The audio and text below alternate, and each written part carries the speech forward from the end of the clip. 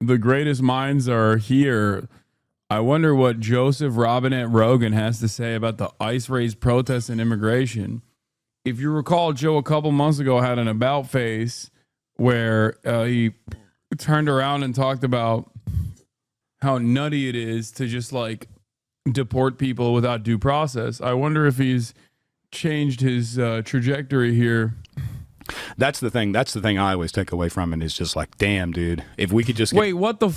That's his guest is. Oh my God, is the rich man of Richmond guy organized even for like 2 or 3 years? We could just fix everything. Like we the people really do have the power, at least right now, for a short window of time. But we really do. I mean, but people have to understand that we are all in this together, and that there's organizations that want to drive us apart. And the way to work out our differences is having conversations and negotiations and figuring out how to work it out. It's not lighting. His new song's about him getting a divorce and his recent ex-wife taking 50%. I know, I saw that. Amazing, but also expected. Cop cars on fire. Like, this is, you know. Yeah. But the spirit of those, like, not to defend any of that crap, but that rebellious nature in us is important too, though. It just has to be directed correctly. Right. You shouldn't be burning Waymos while holding a Mexican flag, trying not to get sent back to Mexico. I mean, you're confusing the. None of those guys are trying not to get sent back to Mexico, you dumb. They're Mexican Americans. God damn, you are such a ape, dude. I hate this guy. Oh my God, libertarian, by the way. I'm just like a socially conscious libertarian kind of guy. But also, I think you should respect the police all the time. And also, it's perfectly cool that they're just like kidnapping people. And also, please don't burn the Waymos. Don't burn the Waymos. Oh no, not the Waymos. The out of me, dog. Like, who is your oppressor? Is it the electric car? Is it the country? Which like this kind of question is so funny to me because it's like, what are they supposed to do? Like, I can't even say like direct their attention, animosity, and anger directly at armed federal agents. Like, would you even say that they're appropriate to do so if they were to do that? Like, would Joe Rogan be like, oh yeah, well, you know, these guys are directly fighting ICE agents like in fisticuffs? No, you wouldn't say that at all. You'd be like, kill them now. You know, it's like, it's the Asmongold thing. Remember when Asmongold was like, yeah, Hasan is LARPing. He would never be down there. Oh, he's down there? Well, they should arrest him then. He should be arrested. He should immediately be arrested. It's like, oh, okay, so you had no interest in this. Like, you have no stake in this. You have no, your position is just entirely being antagonistic to whatever the fuck these people are doing. You know, you want to stay, but you're holding a flag of another country. Yeah, Mr. Anti-Corporate Conspiracy guy is like, I can't believe they're fighting. I can't believe it. I don't understand. Why are they burning Waymos? Like, don't they know those Waymos had families? You're like, what? Why are you wearing a mask? I can't believe they got masks on. I can't believe that they are trying to protect themselves from projectiles. You had a follow-up to that? Oh, God. I don't even want to know what this dummy said. Yeah, based.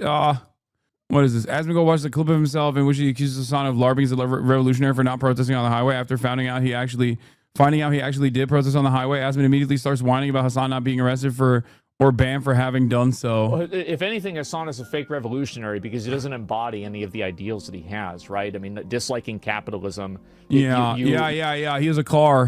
He's a car. You're pro-Palestine. You're trying to adhere to this list of companies that you're not supposed to support. Is always don't understand solidarity, don't actually care about the cause, are directly antagonistic towards any sort of revolutionary sentiment or even any sort of expression of solidarity, turning around and being like, yeah, this guy, he doesn't care, yeah. But the one that you make the most money from, you're like Twitter, by the way, also owned by Elon Musk, who people are saying is... I don't make any money off of Twitter. I don't know why he's saying such stupid things. I have a blue check mark because Elon Musk gave it to me, and I never put any payment. I never put any credit card information on Twitter. Are you delusional? Are you insane? I do not make a single dime off of Twitter. I'm on Twitter because that is the website that unfortunately is still most commonly used by international reporters, for the record. Yeah. It's a Nazi. Like, it really, like, that's not. It is run by a Nazi, and Jeff Bezos is a freak too. What am I supposed to do? There's no alternative. Yeah. Not the main thing. What is this? You see Hasan? No, I don't see Hasan. I heard he was out there. I don't know. I think that I saw an image of it. I think he's on like the side of the top. So he's not actually going to go down there and stand in the in this area because Which he did go down there. No problem LARPing as an area. Yes, exactly. Yes. No, you're right. What a great own. He actually did go down and commit a crime. I expected him not to do that. He's so based. He's so based. Bro doesn't remember what he said. Yeah, because he's grifting. He's just like responding to whims. He's based. I mean, Trump's based. Please arrest him, officer. Because it would be stupid and detrimental and bad, and you would put your channel at risk. But Hasan knows you won't get in trouble. Yeah, great idea. And streaming it. Yes, self-reporting the entire time. This is very different, which to be fair, he was. Well, if he was actually doing trouble, like, I mean, first he was, though? Yeah, I don't know. No, you should be arrested again. Just sits on bootlicking a Trump administration. Bootlicking is whenever you think that somebody should get arrested for standing in the highway. I didn't know that. A lot of people didn't know that. But no, that literally is, yes, you are bootlicking. Yes, lawful civil disruption, lawful civil disobedience. Demanding that someone get arrested for lawful civil disobedience is unironically the dictionary or Pictionary definition of bootlicking. If you look it up on the Pictionary, you'll see a boot, you'll see your face, you'll be throating it. You know, we had a whole election that was decided that found out that most people actually didn't know that. But that's where we're at. He always goes back to, Trump won the election. Yeah, dude, you'll see what kind of majority opinion you have. Republicans are so dumb, dude. They are so delusional. Oh my Lord. Wait, we're only 5 months in, dude. We're only 5 months in. Just you wait, baby. And let's see if I can find the rest of the song. Yeah, I mean, the thing is, it's probably not going to happen. Nothing's going to happen. But why should it? Yes. First of all, even if I was and I was down there, like, what the do you mean you should get arrested? Like, would you say that about CNN? Because in the eyes of the law, there is no distinction between what I'm doing and what CNN is doing, for the record. You might not think that, and I certainly don't make that argument either. But as far as like what I'm doing down there, it's doing coverage. Defender of the First Amendment, but doesn't defend the First Amendment on the principles of free press, on the principles of free association and free assembly, doesn't defend the First Amendment on the principles of freedom of speech, only defends the First Amendment when it comes to saying slurs. That's it. This position is unironically the most un-American position you can arrive at. It is infinitely less American than burning a American flag, which is, once again, a freedom that the American government affords, a freedom that the American government gives to every single person, citizen and non-citizen alike, on U.S. soil. If you don't like it, you can leave, okay? Why don't you get the out of my country, Asmongold? If you don't like the First Amendment, get the out. Go to a country that doesn't have free speech protections. Maybe you'll enjoy it more. There, you can actually also still do regime propaganda and be totally justified and being like, yeah, arrest these guys. Yeah, go live in Turkey, bitch. Anyway, so yeah, that's kind of the way I feel about it. I don't get it. Why don't you go to a country? Why don't you go to a country where there's no First Amendment? I don't like that you're trying to, go to Tel Aviv, dude. They don't got free speech there. Go to Israel. You seem to love Israel. Why don't you go live there? Yeah. That's what I think. Let me see here if I can find the rest of these. So he did not say thank you. What? Him moving to a different country would be biological warfare and violate international law? Okay, well, even more. You're just telling me exactly why now he should move. Asmon doesn't support Israel, lol. This is why Asmon refuses to debate you when you lie about him. Wait, what? The easiest way to... First of all, Asmon doesn't support Israel, lol, is hilarious. He doesn't support Israel. He just seems to criticize all of Israel's enemies all the time, non-stop. Yeah, I know. He doesn't fully support Israel. He just supports everyone else that supports Israel, and he attacks everyone that doesn't support Israel. He supports the administration and its support for Israel. He supports the administration completely. He supports all the content creators that support Israel. He supports none of the content creators that don't support Israel. Also, saying Asmon doesn't support Israel, lol, is hilarious. The dude literally got banned for saying, yeah, I don't care. Palestinians are an inferior culture that deserve genocide. Yeah, he supported the Israeli strikes on Iran, and you delusional losers still try to cope as though he doesn't support Israel. What's next? He doesn't support Trump either, right? He's a centrist. It's insane. I agree with Netanyahu. In a lot of ways, I do too, but it's not our problem. That's what it comes down to. And yeah, see, this is why he agrees with Netanyahu in a lot of ways, but it's not our problem, you know? But also, he loves the administration that makes it our problem. He also refuses to entertain the reality that Israel would not be able to do any of this without our tax dollars. Like, there's quite literally an angle here that should frustrate the likes of Asmongold for all the principles that he supposedly abides by, right? First Amendment violations. Israel is responsible for some of the most consequential, most significant First Amendment violations, and Asmongold has directly defended them. The deportation of people who have simply criticized Israel is enough for Asmongold to say the First Amendment. Okay? So what's up? Chatter, did you change your perspective on your favorite Roach man now that you have heard him say these words, or no? Probably not. At least, it's great that at least the Vaz will exist as straight proof of their evil demeanor over time. History, no matter how cruel it has been, how crowded and how uncertain it's been. No, it's not. It's not going to change anything. You're wrong. And the greatest example I can use is Brett Stevens.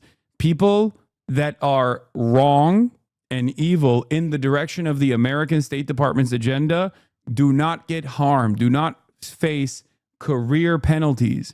People who are right, on the other hand, against the American State Department's interests will suffer consequences for it, even if the rest of the public arrives at their position. No one will ever give you the flowers. No one will ever be like, yeah, you know what? I'm going to be honest with you. Law, shut the fuck up. You're wrong. You will truly say anything. Won't you, cock actor? Wrong. Does he live rent-free in your head? No. Don't ban him. Does he live? My favorite thing about guys like this is that we started this conversation with Asmongold reacting to a clip of Asmongold reacting to a clip of me. Like, this is double the number of Asmongold reactions to me, okay? And I'm the one who's, obsessed. When he does this, does anyone turn around and go, hey, man, does Hasan live rent-free in your head? Well, I guess if you were to do that to him, he'd ban you. I actually, as a matter of fact, unbanned you. The number one phrase in my TikToks of you mentioning him is rent-free 26 times in the comments. Yeah. I did see how Asmongold does research. Just clicks on Twitter and goes Israel, Iran, and then clicks on the first blue check mark account that's like posting AI footage and is like, yeah, this is crazy. Yeah. This is a self-report. He could be getting paid by Elon and weighing his payments against yours. Analytics per tweet. Dude is getting paid by Elon. This is why he says he makes the most amount of money on Twitter. I don't make any money on Twitter. Why do you care about converting his fans? I care about converting everyone. I don't even want his fans to become my fans, for the record. I don't even care. I just want them to know the truth. You understand? I want them to change their perspective. If they're fans of mine in the process, if they become fans of mine in the process, great. If they don't, that's still fine. As long as they're no longer firmly committed to licking the boot of this fascist authoritarian administration or turning around and fucking defending Israel's actions, whether inadvertently or directly. Mask. Are you proud of this? Do you not want to get arrested? What are we doing? Are you scared of COVID? Like, I want to know. Well, it goes back to what you said about mass manipulation, and also like we've all sort of lost our identity. That's why politics has become so prevalent in like the way people represent themselves to other people, and like, you know, that's like as our culture and our tradition and like sort of the knowledge of where our families and all of that stuff comes from. Like we're just sort of we're just little boats out in a big ocean, and we're looking for some kind of identity to reach out and grab. And politics, they make politics so easy to reach out and grab and make, just like in the same way that people just absorb themselves into sports. Exactly. You know, they're This guy's brilliant. way out of shape, but they refer to their sports team as we. Like our defense did really Jamie good. does that all the time. We won.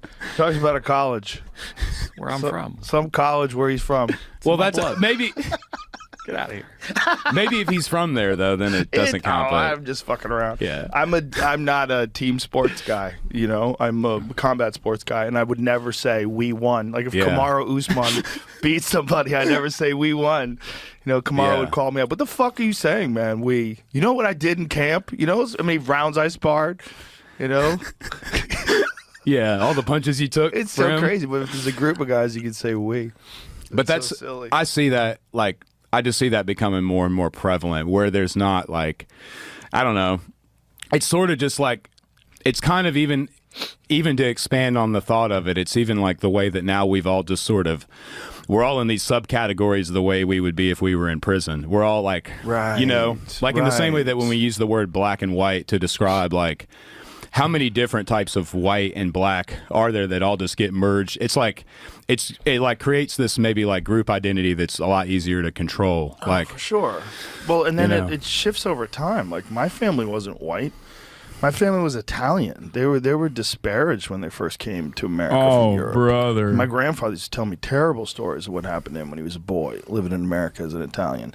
They treated them the same way terribly racist people were treating people from Guatemala that sneak in here. It's the same kind of thing. Yeah. And then after a while, they sort of integrated, and now I'm white. Yeah, now you're just a white person. Now And I'm it's just a regular white.